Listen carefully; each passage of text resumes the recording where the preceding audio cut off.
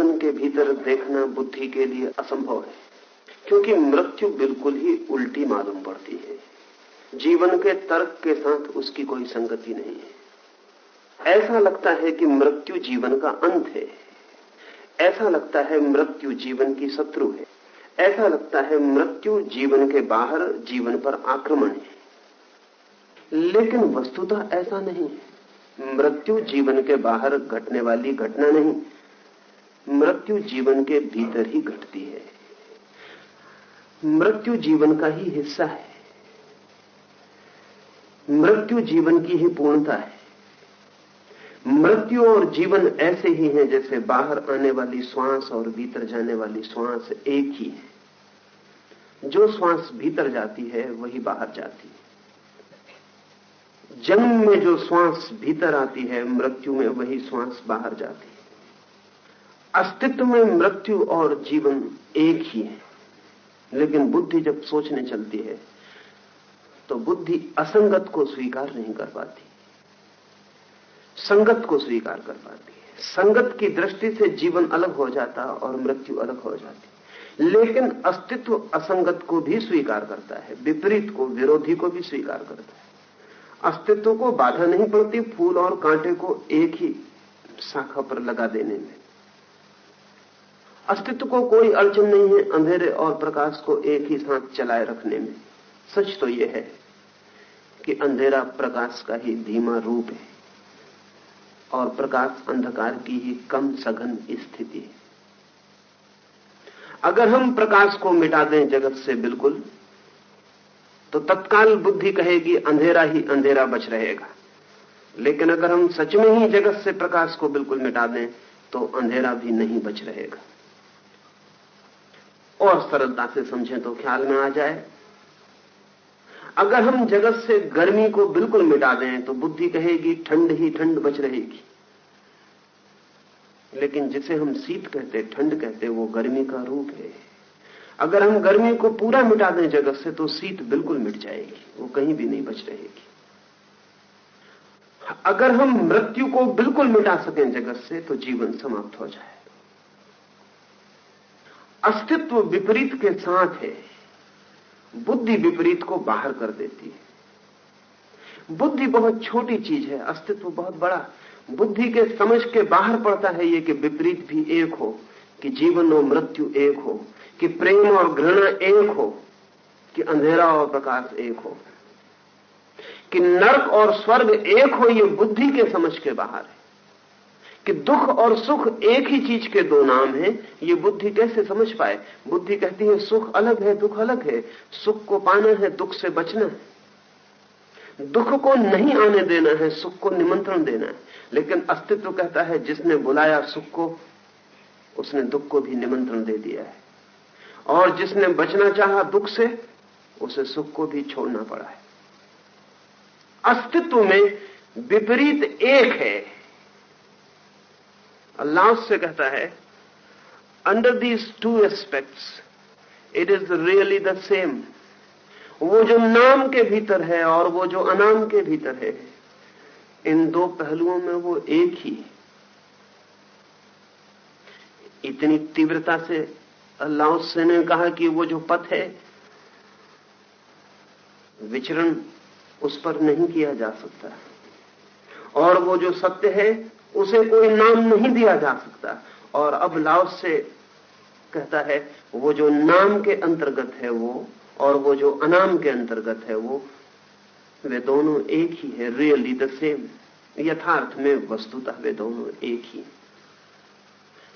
ये भी हमारी बुद्धि का ही द्वैत है कि हम कहें ये अनाम का जगत है और ये नाम का, कि हम कहें कि ये वस्तुओं का जगत है और वो अस्तित्व का, कि हम कहें कि ये व्यक्तियों का जगत है और वो अव्यक्ति का, कि हम कहें ये आकार का जगत है और वो निराकार का। लाओस से कहता है नहीं, वस्तुतः उन दोनों के भीतर भी वो एक ही है। जिसे हम नाम देते हैं उसके भीतर भी अनाम बैठा है, और जिसे हम अनाम कहते हैं उसे भी हमने नाम तो दे ही दिया है।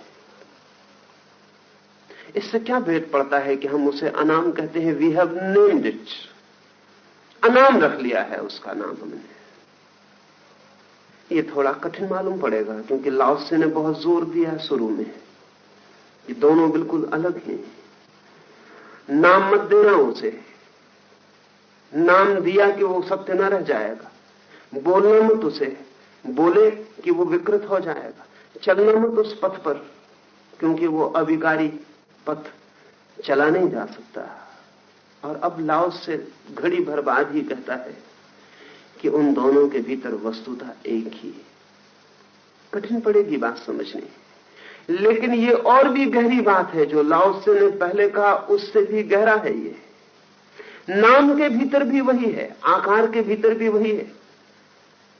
मैं अपने मकान की खिड़की से झांक कर देखता हूं तो आकाश मुझे आकार में दिखाई पड़ता है, पर जिस आकाश को मैं खिड़की के भीतर से देखता हूं आकार में बंधा हुआ, जब बाहर जाऊंगा खिड़की द्वार के तो वही निराकार दिखाई पड़ेगा। उस समय मैं क्या कहूंगा, खिड़की से जो आकाश दिखा था वो दूसरा।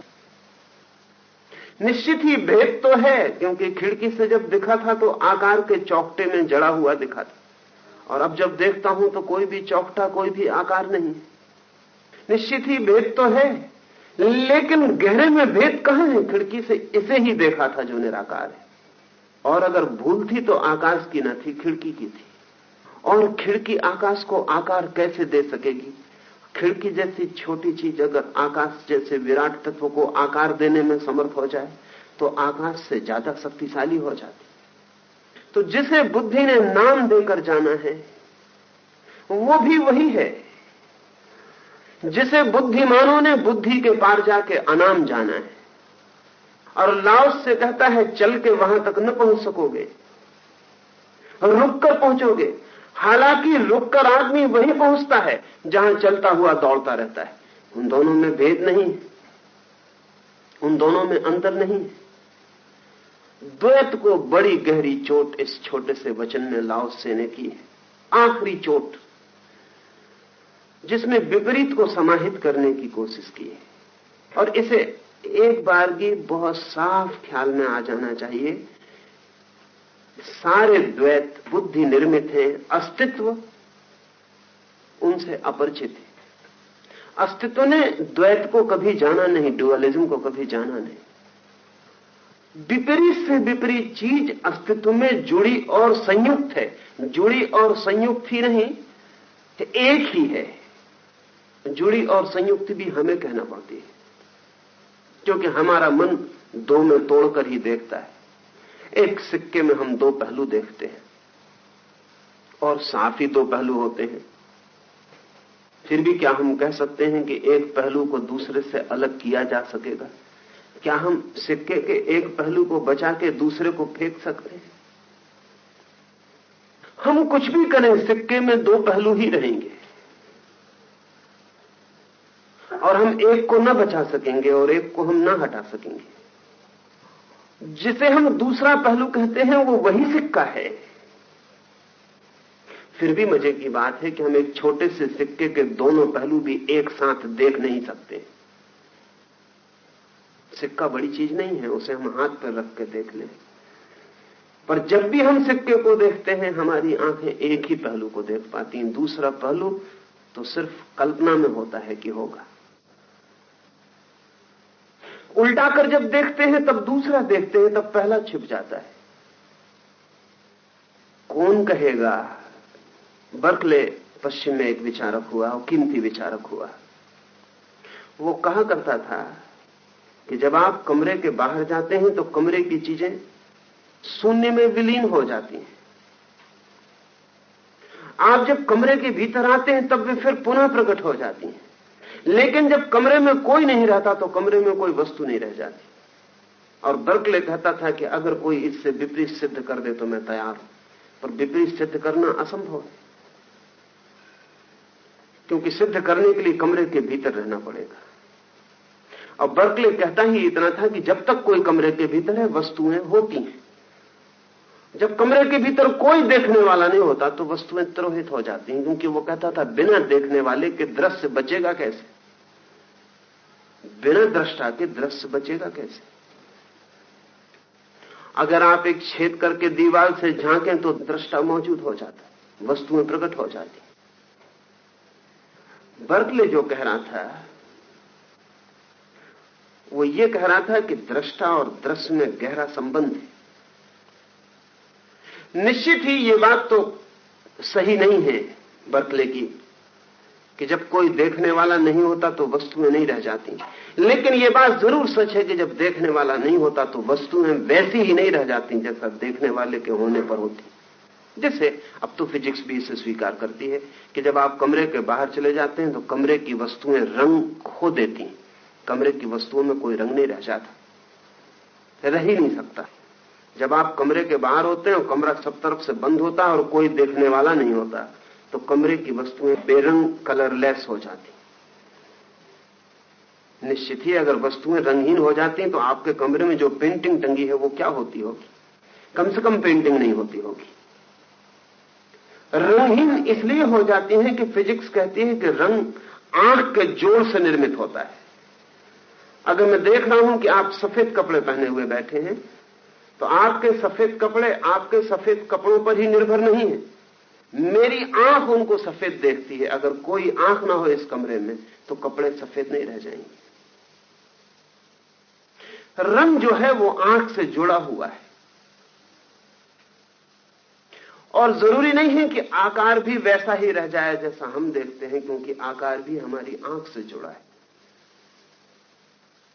अगर वस्तु रह भी जाती होगी कमरे के भीतर जब हम बाहर हो जाते हैं तो ठीक वैसी नहीं रह जाती है जैसी हम थे तब थी, और जैसी रह जाती है उसे हम कभी ना जान पाएंगे, क्योंकि जब भी हम आएंगे तब वो वैसी ना रह जाएगी।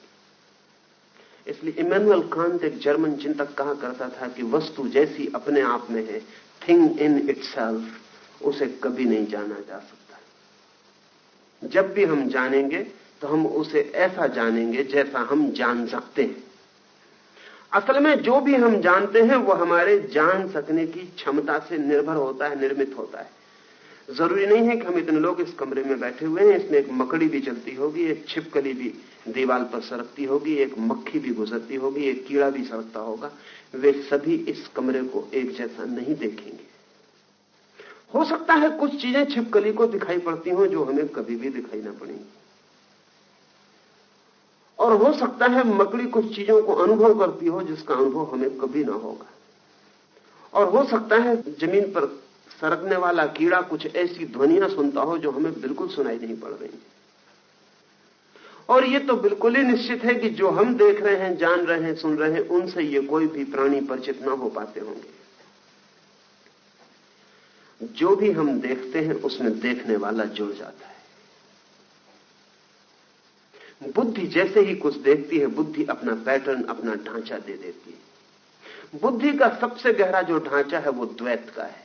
वो चीजों को दो हिस्सों में तोड़ देती है। सबसे पहले विपरीत को अलग कर देती है, कंट्राडिक्टरी को अलग कर देती है, और प्रत्येक चीज कंट्राडिक्टरी से निर्मित है। मैं कहता हूं कि मैं क्रोध नहीं करता, सिर्फ क्षमा करता हूं, लेकिन बिना क्रोध के कोई क्षमा नहीं होती, या हो सकती। अगर आप क्रोधित नहीं हुए हैं तो क्षमा कर सकेंगे? क्षमा करने के लिए पहले क्रोधित हो जाना बिल्कुल जरूरी है। क्षमा क्रोध के पीछे ही आती है, क्रोध का ही हिस्सा होकर आती है। क्रोध के बिना क्षमा संभव नहीं है, पर हम क्रोध और क्षमा को अलग करके देखते हैं। हम कहते हैं फलां आदमी क्रोधी है, फलां आदमी क्षमावान है, और हम कभी ऐसा नहीं देख पाएंगे कि क्रोध ही क्षमा है। बुद्धि तोड़ती है, जीवन के सब तलों पर बुद्धि तोड़ती जाती है। अल्लाह से कहता है कि बुद्धि के ये सारे के सारे खंडों के भीतर वो एक ही छिपा है। हम उसे कितना ही तोड़े, हम उसे तोड़ नहीं पाते हैं, वो एक ही बना रहता है। हम कितनी ही सीमाएं बनाएं, वो असीम असीम ही बना रहता है। हम नाम दें या ना दें, वो एक ही है। तो पहली तो बात लाओस से कहता है कि इस समस्त द्वैत के भीतर, इन सब दो के भीतर उस एक का ही वास है। बैठे हैं इस कमरे के भीतर, हमने दीवारें बना ली हैं, तो हमने कमरे के आकाश को अलग तोड़ लिया है बाहर के आकाश से, लेकिन कभी आपने सोचा है कि आकाश को आप तोड़ कैसे सकेंगे? तलवार आकाश को काट नहीं सकती, दीवाल आकाश को काट नहीं सकती, क्योंकि दीवाल को ही आकाश में ही होना पड़ता है, और आकाश दीवाल के पोर पोर में समाया हुआ है। तो जो बाहर का आकाश है और जो भीतर का आकाश है, वो जो हमारा विभाजन है, वो विभाजन वस्तुतः कहीं नहीं है, पर हमारे काम चलाने के लिए पर्याप्त है। बाहर के आकाश में सोना मुश्किल हो जाएगा, दीवार के भीतर के आकाश में हम सुविधा से सो जाते हैं। निश्चित ही भेद तो है, बाहर के आकाश में पानी बरस रहा है, भीतर के आकाश में हम पानी से निश्चिंत बैठे हैं। पर फिर भी हमने आकाश को दो हिस्सों में बांटा नहीं, हम कभी बांट नहीं पाएंगे। आकाश अखंड है, एक है। भीतर और बाहर हमारे काम चलाऊ फर्क है। जो भीतर है वही बाहर है, जो बाहर है वही भीतर है। भीतर और बाहर शब्द भी हमारे बुद्धि के द्वैत से निर्मित होते हैं, अन्यथा न कुछ भीतर है न कुछ बाहर, एक ही है। उसे हम कभी भीतर कहते हैं, उसे हम कभी बाहर कहते हैं। लाओस से बुद्धि का जो द्वैत है वो अत्यंत ऊपरी है, ये कह रहा है। भीतर अंतर सत्ता में, अस्तित्व की गहराई में एक का ही वास है। जैसे कोई वृक्ष निकलता है जमीन से तो पहले एक ही होता है, फिर शीघ्र ही उसमें शाखाएं टूटने लगती हैं और फिर शाखाएं टूटती चली जाती हैं। इसलिए लाओस से कहता है, जैसे ही प्रगति होती है, जैसे ही विकास होता है, वैसे ही अनेक पैदा हो जाता है, अनंत नाम आ जाते हैं। हिंदुओं ने जीवन को एक वृक्ष के रूप में कोई 5000 साल पहले से सोचा है, और मोक्ष को एक उल्टे वृक्ष के रूप में सोचा है। संसार ऐसा वृक्ष है जो एक से पैदा होता और अनेक हो जाता। एक वृक्ष की शाखा उठनी शुरू होती, पीड़ उसे हम कहते, और फिर अनेक शाखाएं हो जाती, और फिर प्रत्येक शाखा अनेक शाखा बन जाती, और फिर प्रत्येक अनेक शाखा भी अनेक पत्तों में फैल जाती। मोक्ष इससे उल्टा वृक्ष है, जिसमें अनेक शाखाओं से हम कम शाखाओं की तरफ आते, फिर कम शाखाओं से और कम शाखाओं की तरफ आते, फिर और कम शाखाओं से एक की तरफ आते, और फिर एक से हम उस बीज में चले जाते हैं जिससे सब निर्मित होता है और विकसित होता है। लाओस से कह रहा है, जैसे ही डेवलपमेंट होता है, जैसे ही अनफोल्डमेंट होता है, जैसे ही चीजें खुलती हैं, वैसे ही अनेक हो जाती हैं। एक बीज तो एक होता है, वृक्ष अनेक अनेक शाखाओं में बढ़ जाता है, और फिर अनेक शाखाओं पर अनेक अनेक बीज लग जाते हैं एक ही बीज से। ठीक वैसे ही अस्तित्व तो एक है, अनाम, फिर नाम की बहुत शाखाएं उसमें निकलती हैं। सत्य तो एक है, निशब्द, फिर शब्द की बहुत शाखाएं उसमें निकलती हैं, बहुत पत्ते लगते हैं। पर लाओस से कहता है, फिर भी वो जो एक में है वही अनेक में भी है, और वो जो बीज में है वही पत्ते में भी है। दूसरा हो कैसे सकता है? दूसरे के होने का कोई उपाय नहीं है, दूसरा है ही नहीं। इस वचन के दूसरे हिस्से में ज्यों-ज्यों प्रगति होती है, लोग इसे भिन्न भिन्न नामों से संबोधित करते हैं। वो भिन्न भिन्न नहीं हो जाता, लोग इसे भिन्न भिन्न नामों से संबोधित करते हैं। मैंने कहा कि वृक्ष बीज में एक होता है, शाखाओं में अनेक हो जाता है, लेकिन वो भी हम जो बाहर खड़े हैं उनको दिखाई पड़ता है। अगर वृक्ष कह सके तो वृक्ष कहेगा मैं एक हूं। वृक्ष को अपना पत्ता भी और अपनी जड़ भी जुड़ी हुई मालूम पड़ेगी। भीतर तो एक ही प्रवाह है, एक ही रस की धार बहती। आपको अपने पैर का अंगूठा और आपका सिर, आपकी आंख और आपके हाथ की उंगलियां भीतर से अलग अलग मालूम होती। आंख आंख बंद करके देखेंगे तो भीतर एक का ही सतत प्रवाह हो जाता है। उस प्रवाह में ही ये सारे के सारे रूप तिरोहित हो जाते हैं। बाहर से कोई आपको देखेगा तो आपकी आंख अलग है, अंगुली अलग है। निश्चित ही अंगुली तोड़ने से आंख नहीं फूटेगी, और निश्चित ही आंख फूट जाने से अंगुली नहीं टूट जाएगी। बाहर से सब अनेक ही मालूम पड़ता है, लेकिन भीतर, मैंने कहा कि अंगुली तोड़ने से आंख नहीं टूटेगी, ये भी बाहर से। भीतर तो अंगुली का टूटना भी आंख को कमजोर कर जाता है। भीतर तो आंख का भी फूटना अंगुली को भी अंधा कर जाता है। भीतर तो एक ही है प्रवाह है,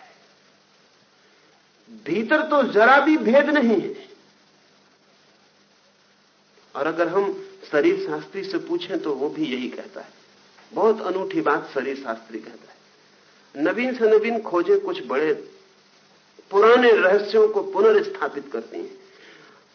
शरीर शास्त्री कहता है कि आंख जिन सेल से बनी है उन्हीं सेल से पैर का अंगूठा भी बना है, उनमें जरा भी भेद नहीं।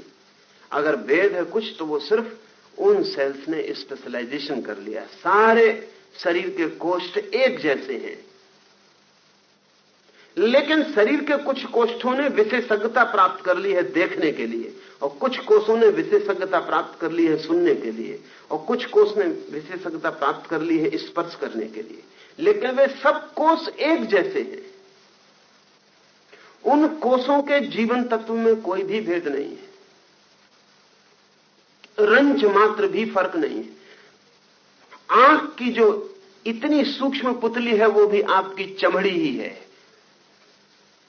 वो भी चमड़ी ही है जो बहुत सूक्ष्मतम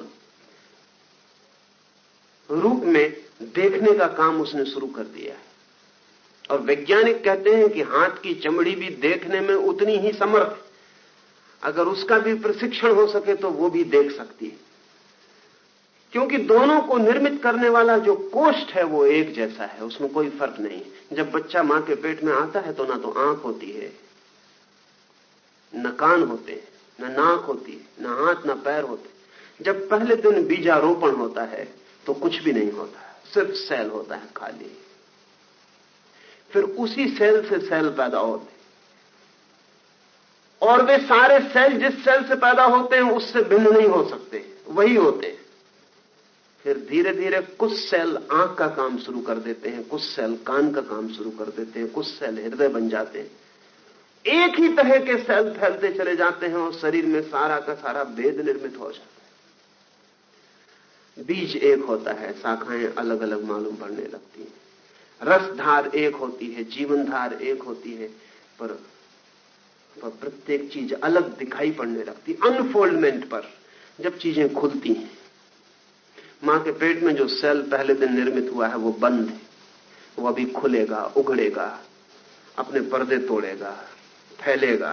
फैलेगा तो बहुत जरूरतें होंगी, प्रत्येक जरूरत के अनुसार बहुत से हिस्से उसके अलग अलग काम करना शुरू कर देंगे। और जब ये सब अलग अलग काम करना शुरू कर देंगे तो इनके अलग अलग नाम होंगे। इसे हम एक उदाहरण समझ सकते हैं। हिंदू सदा कहते रहे हैं कि ये जगत भी इसी तरह एक छोटे से अंडे से निर्मित होता है, जैसे व्यक्ति। और इस जगत का भी सब कुछ जीवनधार एक ही है। फिर सब चीजें अलग होती हैं, जैसे खुलती जाती हैं, फैलती चली जाती हैं। अल्लाह से भी वही कह रहा है। वो कह रहा है लोग भिन्न भिन्न नामों से पुकारने लगते हैं। उपनिषदों ने कहा है सत्य तो एक है,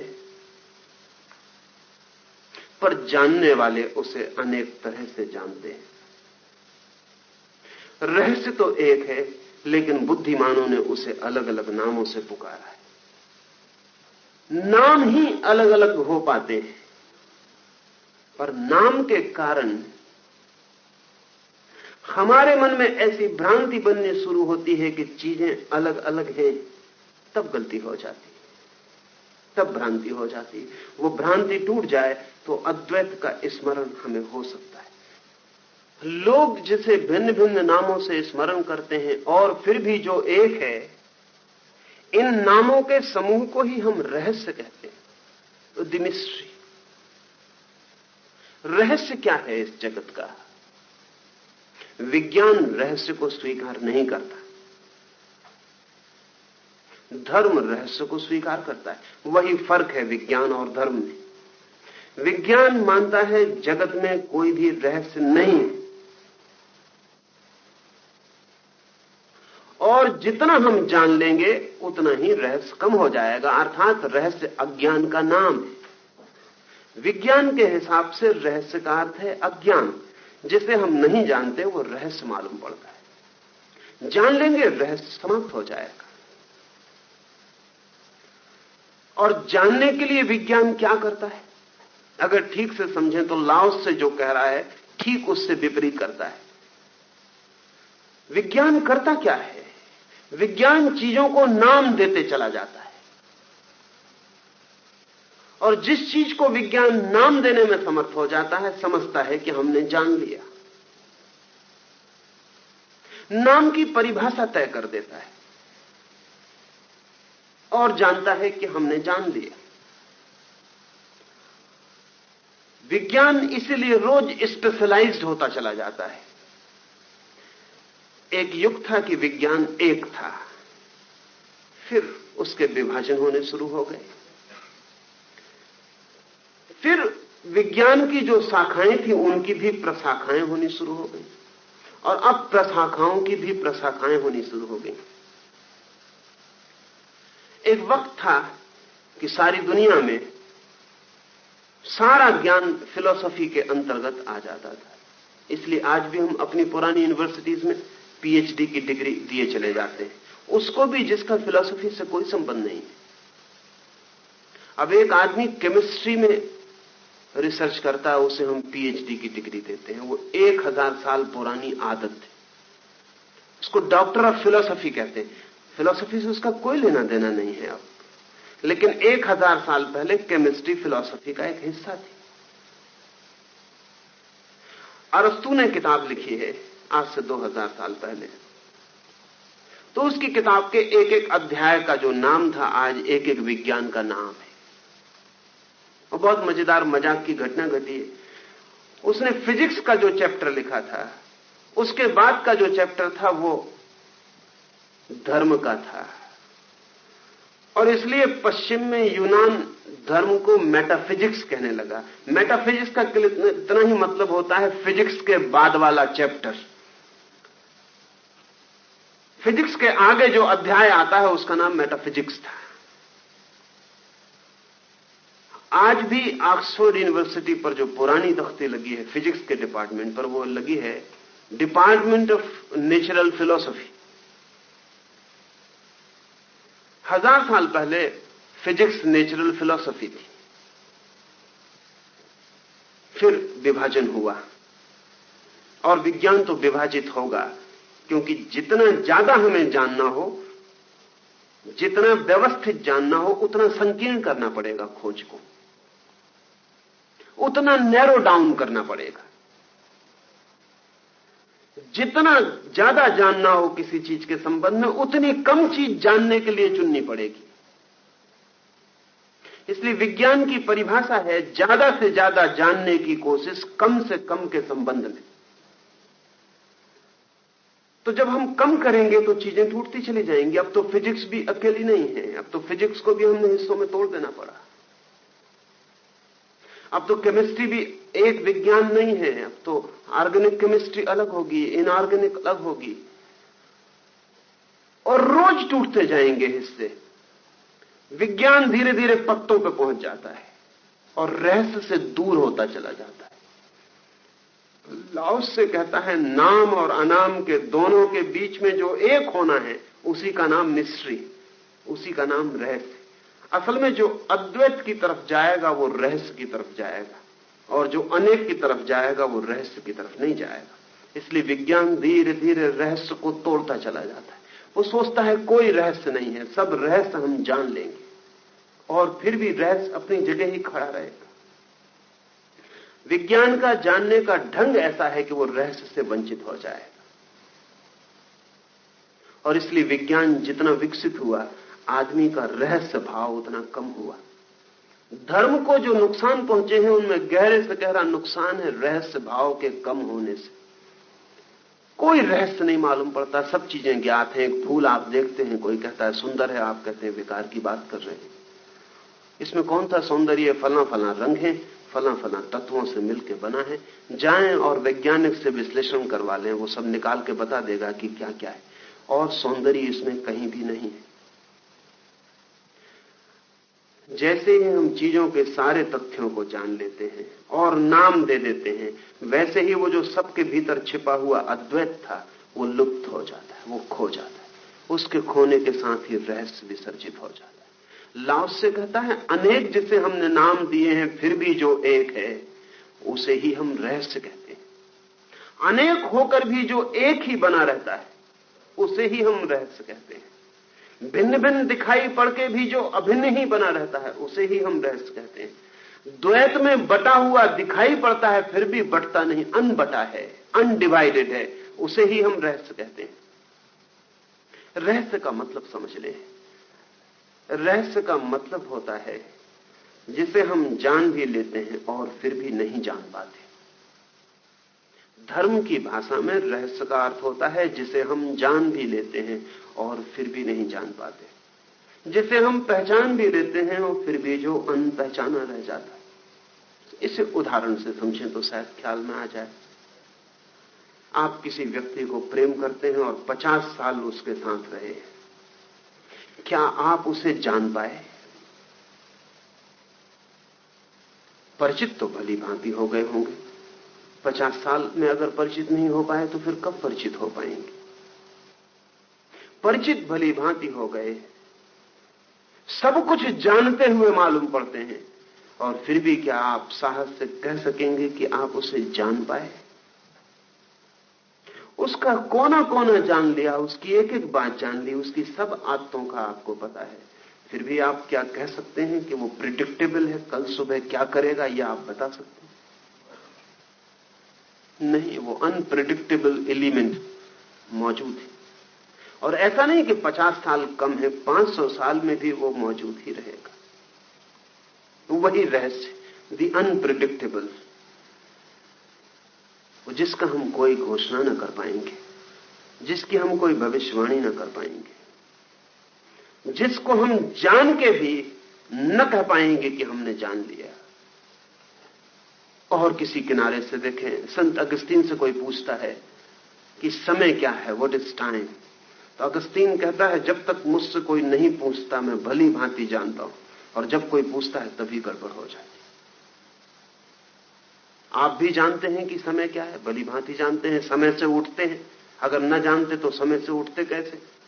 न जानते तो समय से घर कैसे पहुंचते? न जानते तो कैसे तय करते कि समय हो गया? जानते जरूर है समय को, लेकिन अगस्तीन ने ठीक कहा है कि जब तक मुझसे कोई नहीं पूछता तब तक मैं बिल्कुल जानता हूं कि व्हाट इज टाइम, और तुमने पूछा कि सब खो जाता है। कोई पूछ ले कि क्या है समय, तो आज तक जगत का बुद्धिमान से बुद्धिमान आदमी उत्तर नहीं दे पाया, और ऐसे बुद्धिहीन से बुद्धिहीन आदमी समय का उपयोग कर रहा है। ऐसे मूल से मूल आदमी समय में जी रहा है, और बुद्धिमान से बुद्धिमान आदमी इशारा नहीं कर सकता कि यह है समय। छोड़े, समय थोड़ी जटिल बात है, जीवन तो इतनी जटिल नहीं। हम सब जी रहे हैं, हम काफी जी लिए हैं। जो जानते हैं वो कहते हैं हजारों हजारों जन्म जी लिए हैं। छोड़े उन्हें, इतना ही मान लें कि हम एक जन्म जी लिए हैं, 50 साल, 40 साल, 20 साल, 60 साल जी लिए हैं। जीवन को जाना है, लेकिन अगर कोई पूछे कि जीवन क्या है तो बस चूक जाता है। क्या हो जाता है? जीवन क्या है? जब जी लिए हैं तो बताना चाहिए। अल्लाह उससे कहता है इसे हम रहस्य कहते हैं। जान भी लेते हैं फिर भी अनजाना रह जाता है। सब जान लेते हैं फिर भी पाते हैं कि सब अनजाना रह गया। अस्तित्व चारों तरफ मौजूद है, भीतर बाहर वही है, रोए रोए में, श्वास श्वास में वही व्याप्त, फिर भी अनजाना है। क्या जाना हमने? ये लहरें समुद्र की लाखों साल से आकर इस तट पर तकड़ा के गिर रही होंगी। तट अभी तक ये लहरें जान ना पाई होंगी कि क्या है, और ना ये तट जान पाया होगा कि ये लहरें क्या हैं। लेकिन आप कहेंगे लहरों की छोड़िए, लेकिन अगर आप भी लाख वर्ष तक इस तट से इसी तरह टकराते रहे तो भी इतना ही जान पाएंगे जितना लहरें जान पाएंगे। क्या हम जान पाते हैं? एक ऊपरी परिचय, एक एक्वेंटेंस हो जाता है। उस ऊपरी परिचय को हम कहने लगते हैं ज्ञान। इस ऊपरी परिचय को ज्ञान कहने से बड़ी भ्रांति पैदा होती, तब हम रहस्य से वंचित रह जाते हैं। अल्लाह उससे कहता है इस ऊपरी परिचय को ज्ञान मत समझना, जानना कि बस ऊपरी पहचान है, तब तुम्हें प्रतिपल रहस्य चारों तरफ उपस्थित दिखाई पड़ेगा। रहस्य है ही, कितना ही जान ले हम उसका कोई अंत नहीं होता। और अब जबकि विज्ञान थोड़ा गहन और गंभीर हुआ है और उसका बचपना टूटा है, क्योंकि विज्ञान को भी पैदा हुए ज्यादा दिन नहीं हुए, धर्म को अंदाजन 20,000 साल के तो चिन्ह मौजूद हैं धर्म को पैदा हुए। तो धर्म ने अगर आज से 5,000 साल पहले भी ये बात कही है कि जीवन रहस्य है, तब भी वो 15,000 साल पुरानी घटना थी, अनुभव था। विज्ञान को तो पैदा हुए 300 साल हुए, बिल्कुल बचपना है। ये बात पक्की है कि जिस दिन विज्ञान भी 15,000 साल की उम्र का होगा, तब वो इतने ही जोर से घोषणा करके कहेगा कि जीवन रहस्य। 15,000 साल तो दूर है, अभी आइंस्टीन मौजूद था, तो हमने जो विज्ञान की बड़ी से बड़ी प्रतिभा पैदा की है वो उस आदमी में थी। लेकिन मरते वक्त वो आदमी कहकर गया है कि मैं सोचता था अपनी युवावस्था में कि सत्य को जाना जा सकेगा, अब मैं ऐसा नहीं सोचता हूं। अब मैं सोचता हूं कि सत्य अज्ञेय है और अज्ञेय ही रहेगा। हम बहुत कुछ जान लेंगे, ये पक्का है, फिर भी जानने को उतना ही शेष रहेगा जितना हमारा जानने के पहले शेष था। हमारे जानने से कुछ अंतर ना पड़ेगा। वो ऐसे ही होगा जैसे हम एक चुल्लू भर पानी समुद्र से भर लाए। शायद चुल्लू भर पानी समुद्र से भरने में समुद्र थोड़ा कम भी होता होगा, लेकिन वो जो अज्ञात का चारों तरफ विस्तार है, अज्ञेय का, अननोएबल का, वो हमारे कितने ही जान लेने से चुल्लू भर भी कम नहीं होता। धर्म इसे रहस्य कहता है। वो सदा शेष ही रह जाता है, अनजाना, अपरिचित, उतना का उतना मौजूद रह जाता है। रहस्य का अर्थ है, 3 चीजें समझ लें। अज्ञान, अज्ञान रहस्य नहीं है। विज्ञान समझता है कि अज्ञान की वजह से ही रहस्य मालूम होता है, वो विज्ञान की भूल है। अज्ञान रहस्य नहीं है, क्योंकि अज्ञान में हमें कुछ पता ही नहीं है। रहस्य का तो पता होगा ही कैसे, कुछ भी पता नहीं। ज्ञान भी रहस्य नहीं है, क्योंकि ज्ञान में हमें कुछ पता है। रहस्य ज्ञान से ऊपर की घटना है। अज्ञान के ऊपर ज्ञान घटता है, ज्ञान के ऊपर रहस्य घटता है। जो अज्ञान से जानने में जाएगा वो ज्ञानी हो जाएगा, और जो ज्ञान से भी और ऊपर जानने में जाएगा वो रहस्यवादी, मिस्टिक हो जाएगा। 3 सीढ़ियां समझ लें। एक अज्ञान की सीढ़ी है, अगर आप अज्ञान से बढ़ेंगे तो दूसरी सीढ़ी ज्ञान की है। न जानने से जानने की दुनिया शुरू होती। लेकिन अगर आप न जानने में रुक गए तो अज्ञानी रह जाएंगे, और अगर आप जानने में रुक गए तो ज्ञानी रह जाएंगे। अगर आप जानने के भी ऊपर उठे तो रहस्य की दुनिया शुरू होती है। और तब उस अवस्था में ज्ञान होते हुए भी अज्ञान का पूर्ण बोध होता है। ज्ञान और अज्ञान रहस्य में एक ही हो जाते हैं। जैसा लाओस से कह रहा है कि वो दोनों पहलू के भीतर एक ही है। रहस्य का अनुभव उसे होता है जिसे अज्ञान में भी और ज्ञान में भी एक के ही दर्शन होने लगते हैं, और जिसे लगता है कि अज्ञानी और ज्ञानी में बहुत फासला नहीं है। अज्ञानी को भ्रम है कि मुझे पता नहीं, ज्ञानी को भ्रम है कि मुझे पता है। रहस्यवादी को पता है कि पता होने की कोई संभावना नहीं है। नहीं, रहस्यवादी ये नहीं कहता कि जानो मत, वो कहता है जानो, खूब जानो, लेकिन इतना गहरा जानो कि तुम जानने के भी पार निकल जाओ। वो जानना तुम्हारा बंधन और तुम्हारी सीमा न बन जाए। अज्ञान से तो ऊपर उठ गए हो, ज्ञान के भी ऊपर उठ जाओ। ईसावास्य के ऋषि ने कहा है, अज्ञानी तो भटक ही जाते हैं अंधकार में, लेकिन उन ज्ञानियों का क्या कहें जो महाअंधकार में भटक जाते हैं। कौन से ज्ञानी होंगे जो महाअंधकार में भटक जाते हैं? हमने तो यही सुना है कि ज्ञानी नहीं भटकते, अज्ञानी भटकते हैं। ईसावास्य का ऋषि क्या कह रहा है? जरूर इसे वही बात पता है जो लाओ त्से को पता है। ये कह रहा है कि अज्ञानी तो भटकते हैं इस कारण कि उन्हें पता नहीं है, अज्ञानी इसलिए भटक जाते हैं कि वो सोचते हैं कि उन्हें पता है। और ध्यान रहे, ऋषि कहता है अज्ञानी तो अंधकार में भटकते, ज्ञानी महाअंधकार में भटक जाते हैं। उसकी विनम्रता भी खो जाती और अहंकार सघन हो जाता है। रहस्य ज्ञान और अज्ञान दोनों का अतिक्रमण है। रहस्य इस बात की खबर है कि नहीं, जानो बहुत, जान नहीं पाओगे। जानने की कोशिश करो बहुत, कोशिश असफल होगी। दौड़ो, खोजो, आविष्कार करो, लेकिन आखिर में एक ही बात आविष्कार कर पाओगे कि जीवन अतल रहस्य है, उसका तल नहीं खोजा जा सकता।